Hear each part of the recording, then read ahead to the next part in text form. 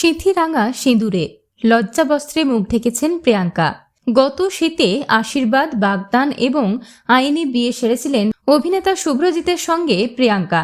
সামনেই আচার অনুষ্ঠান পালন করে ধুমধাম বিয়ে তাদের। অভিনেত্রী প্রিয়াঙ্কা মিত্র নিজেই জানিয়েছেন এই কথা। কিন্তু প্রিয়াঙ্কার সাম্প্রতিক কয়েকটি ছবি বলছে কাকপক্ষীকে টের পেতে না দিয়ে হঠাৎ করে বিয়ে সেরে ফেলেছেন প্রিয়াঙ্কা এবং শুভ্রজিৎ। সিঁদুররাঙা সিঁথি, লাল বেনারসি গয়নায় সুন্দর করে সেজেছেন, লজ্জাবস্ত্রে ঢাকা মুখ, আড়াল সরিয়ে মিষ্টি হেসে উঁকি দিচ্ছেন অভিনেত্রী। তার কপালে ভালোবাসার চুম্বন এঁকে দিচ্ছেন শুভ্রজিৎ। কিন্তু হঠাৎ কাউকে কিছু না জানিয়ে কেন চুপিসারে বিয়েটা সেরে ফেললেন প্রিয়াঙ্কা এবং শুভ্রজিৎ? প্রিয়াঙ্কার কথায় অনেকেই এই ভুল করছেন, ভুয়ো খবর ছড়িয়েছে আমাদের বিয়ে হয়ে গিয়েছে বলে। এদিকে দম ফেলার সময় নেই আমার। প্রিয়াঙ্কা আরও জানান, এইসবের ফাঁকেই তিনি আর শুভ্রজিৎ একটি বিজ্ঞাপনী ছবিতে কাজ করেছেন। সেখানেই তাদের বিয়ে দেখানো হয়েছে, যা দেখে তোলপাড় হয়েছে টলিপাড়া।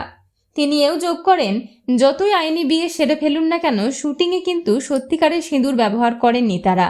বিনোদন জগতের আর অন্যান্য খবর নিয়ে ফিরছি, জুড়ে থাকুন আমাদের সঙ্গে।